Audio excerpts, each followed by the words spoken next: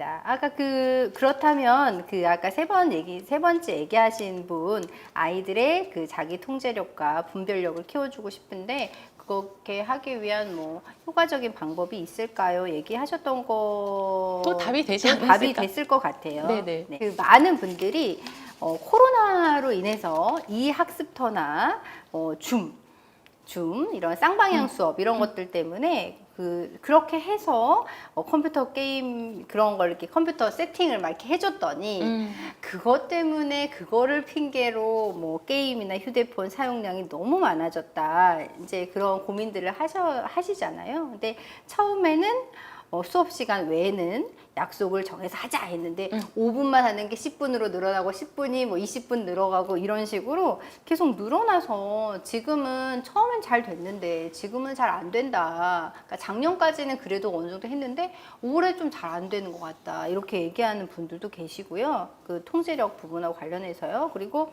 공부를 하면 보상으로 핸드폰을 할 수 있게 해주겠다 이렇게 하는 경우도 있나 봐요. 네네. 예, 그럴 때 사실 이게 당근과 채찍이라고 생각하기에는 조금 핸드폰 게임을 자꾸 보상으로 주는 게 괜찮냐 그리고 학년이 높아졌을 때 이걸 계속 허용해도 되는지 궁금하다 네네. 그런 질문을 주셨어요. 네. 네.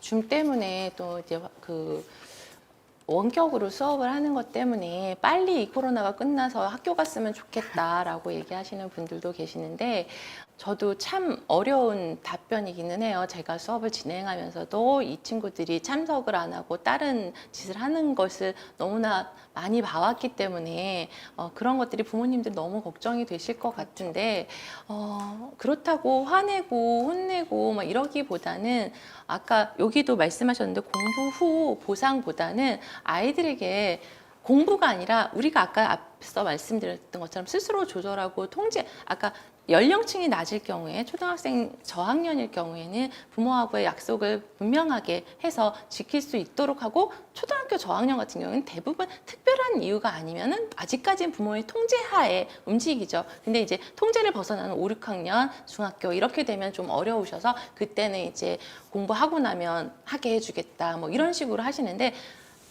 항상 아이하고의 피드백과 이 소통 중에는 어떤 어휘를 선택하느냐가 굉장히 중요해요. 공부 후에 네가 하면 해주겠다가 아니라 공부라는 것이 아니라 너가 엄마와의 약속을 지켰을 때 할 수 있게끔 해주겠다라고 하면 공부는 아이가 지 스스로를 위해서 하는 거잖아요. 엄마를 위해서 하는 게 아닌 거죠. 근데 약속이라는 거는 엄마와의 관계를 지켜가기 위한 것이기 때문에 공부로 위한 보상이 아니라 엄마와 누군가와의 관계를 위해서 약속은 지켜야 된다라는 인식을 주셔야지 엄마가 이거를 했을 때 보상을 주시더라도 너가 엄마랑 이렇게 열심히 했기 때문에 너에게 이 약속을 들어주는 거야 라고 해서 뭐 1시간을 하게 한다거나 근데 아까도 앞서 말씀드렸던 것처럼 지키지 않았을 때는 확실하게 통제를 해주셔야 되는데 지킬 수 있는 한도 내에서 너 오늘 안 썼으니까 뭐 일주일 뺐을 거야 이게 아니라 아이하고 기회를 주셔야 되잖아요. 아이는 완성체가 아니에요. 어른도 마찬가지고 그렇기 때문에 오늘 못했으니까 오늘은 뺐지만 내가 내일 잘하면 내일은 줄게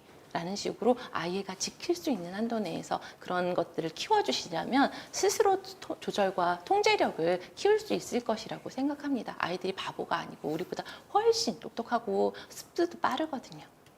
사실 이 온라인 상황에서 사실 많은 분들이 걱정하는 부분들이 사실 뭐 디지털 폭력하고 관련된 부분들이 그렇죠. 많이 있잖아요. 네. 아까 뭐 페이크, 딥페이크 뭐 이런 얘기도 하고 하셨지만 사실 SNS를 사용하는 거라든지 그 안에서 아이들의 언어나 언어 생활이나 그다음에 뭐 어떤 이상한 사진을 올린다거나 그런 부분들에 있어서 저희가 정말 아이랑 친하지 않으면 아이랑 친해서 그 아이가 그 상황을 솔직하게 어른들한테 공유하지 못하면 좀 문제가 될 만한 상황들이 SNS에 네, 많죠. 너무너무 많아서 진짜 그 조절과 통제를 잘 해야지만 우리 아이들을 정말 잘 지킬 수 있지 않을까. 네, 예, 그런 맞습니다. 생각들이 진짜 많이 들고 네. 말씀하신 것처럼 완전히 아이랑 등을 지지 않게 자꾸 기회를 주면서 네, 네. 우리 아이들이 그런 너무 화려하지만 또 혼란스러울 수 있는 그 상황에서 네. 어른들을 의지할 수 있게 도움을 네, 주면 참 맞아요. 좋을 것 같다. 정말 어려워서 자꾸 이런 질문들을 하시는 것 같아요. 정말 이게 아까처럼 딱 1시간만 하게 하세요 하는 그런 정답이 있다면 참 쉬울 텐데 어른의 역할이 굉장히 크다 보니까 어른도 힘든 거죠.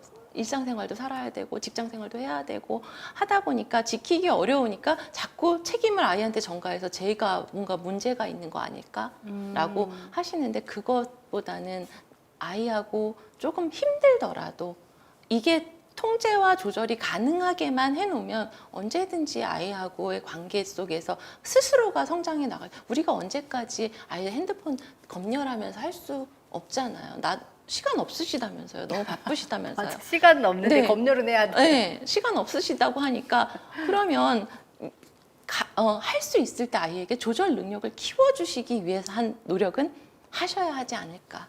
네. 네. 네, 그래서 이 부분으로 좀 마무리를 드리면 어떨까. 우선 제가 미디어는 빌런이 아니라고 말씀을 드리고 싶습니다. 요즘 빌런이라는 말 많이 하는데 미디어가 잘못이 아닙니다. 미디어를 어떻게 읽어낼 수 있고 제공해주고 스스로 조절할 수 있고 하는 것들을 한다면 미디어는 빌런이 아니라 우리가 다른 세상으로 갈 수 있는 지름길, 징검다리가 될 수 있는 것이기 때문에 미디어 발달로 인해서 이런 컨텐츠들, 아이들이 양질의 좋은 컨텐츠들을 볼 수 있도록 해주는 것이 좋은데 이 미디어에서 보여주는 양질의 콘텐츠라는 거는 그 콘텐츠 자체가 선생님이기도 하고 여러분들이 많이 읽었으면 좋겠는 그 아날로그적인 책의 역할을 지금은 대신하고 있습니다. 요즘 아이들은 이 좋은 콘텐츠를 우리가 알고 있던 종이책으로만 받아들이는 것이 아니라 검색 기능을 통해서 얼마든지 정보를 얻을 수 있는 교육의 장으로 쉽게 접근이 가능해졌습니다. 그렇기 때문에 미디어를 좋은 콘텐츠의 한 부분으로 받아들이셨으면 좋겠고요.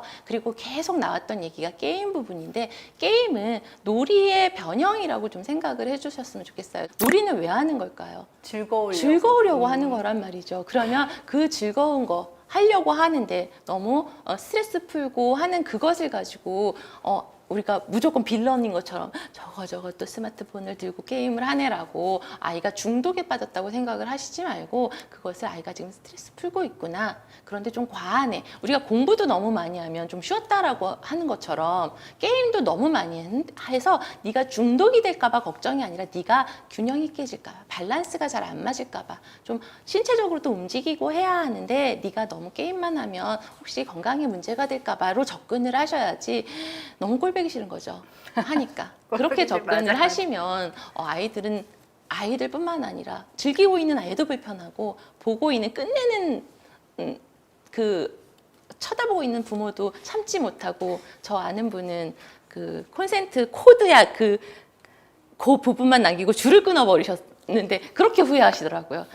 참지 못하고 그렇게 끊어버리시는 하시지 마시고 아이한테 너가 신체적으로도 좀 움직임이 있어야 되는데 너무 6시간씩 게임을 하면 너가 즐기고 소통하고 하는 거는 알겠지만 그것 때문에 좀 네가 건강에 해로울까 봐 그렇다라는 얘기를 해주면 듣지 않는 것 같지만 아이들이 좋은 소리로 하면 듣습니다. 그래서 아이들에게 그런 조절 능력을 좀 가르쳐 주시는 거 절대 화내거나 혼내시는 것이 아니라 아이하고 이런 것들은 잘못됐고 이런 것들은 이렇게 좀 제한이 필요하다라고 하는데 내 입에서 나오는 것이 아니라 아이가 몇 시간 할래라고 했을 때 아이가 제안했던 것들을 좀 수용해 주시는 그런 것들을 대화로 좀 결정을 좀 해주셨으면 좋겠어요. 자, 그래서 제가 슬기로운 코로나 시대의 슬기로운 미디어 생활로 몇 가지를 좀 정리해 봤는데요. 우선 미디어 사용 시간은 정하는 것이 좋습니다. 아이 스스로가 미디어 사용량을 정하고 관리할 수 있도록 하는 것이 효과적인데요. 제가 지난주에 중학교 아이들하고 이 미디어 사용 시간을 한번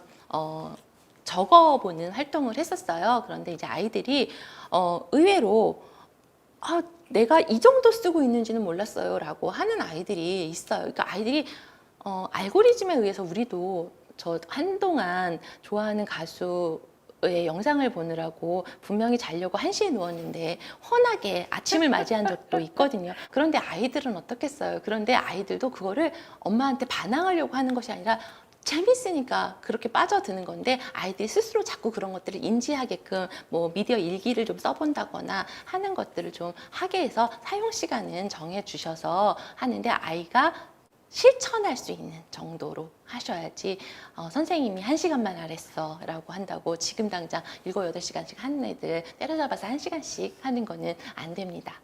그리고 사용 장소를 좀 정해줄 필요가 있습니다. 사용 장소는 아이들이 자꾸 방문 닫죠. 그렇죠. 네. 왜냐하면 잔소리 들을 게 뻔하고 싫어하는 거 아니까 아이들도. 그런데 아이들에게 이 오픈된 공간에서 할 수 있도록 너무 하고 있는 동안 빨리 꺼! 뭐 한다거나 게임하고 있을 때 하지 말라고 하는 소리 애들 스마트폰 이어폰 속으로 다 친구들한테 들리거든요. 근데 아까 제가 말씀드렸죠. 아이들은 관계가 굉장히 중요하게 생각하는 시기인데 내가 집에서 이 꼴을 당하고 있는 거를 친구들한테 보이고 싶지 않아요. 그런데 너 빨리 끄라고 했지? 너 이거 끊어버린다. 막 이렇게 하면 체면이 말이 아닌 거예요. 그렇기 때문에 아이들 좀 체면을 생각하셔서 끝날 때까지 기다려 주시고 마음에는 안 들지만 그리고 난 다음에 부글부글하지만 웬만하면 다음에는 이렇게 좀 오픈된 공간에서 할 수 있도록 자꾸 제안을 주시고 오픈된 공간에서 할 때는 잔소리 하지 마시고 끝까지 기다려 주시는 살이 나올지도 몰라요. 네, 그리고 아이하고 아까도 말씀드렸듯이 콘텐츠를 선별을 하는 것이 중요합니다. 그리고 아이가 지금 어떤 콘텐츠들을 보고 있는지를 늘 관심을 가지셔야 되는데 내 아이가랑 이거를 선별해서 보여줬는데 아까도 말씀드렸듯이 알고리즘이라는 게 있기 때문에 이 알고리즘에 의해서 잘못된 것들이 유입될 가능성이 굉장히 높아요. 그래서 나는 의도치 않게 아이한테 이런 것만 선별해 주려고 했었는데 들어간 경우에 너무 놀라실 거 없이 이런 것들이 왜 나쁜지에 대해서 또 대화거리가 되는 거죠. 이 영상에 뭐 예를 들면 제가 어떤 아이하고 영상을 하나 봤는데 초등학교 아이가 어른을 흉내를 내면서 술을 마시는 영상 그리고 그 벨티라고 하죠. 벨 누르고 도망가는 영상 이런 것들을 콘텐츠로 해가지고 초등학교 아이가 찍은 영상을 유튜브에서 본 적이 있어요.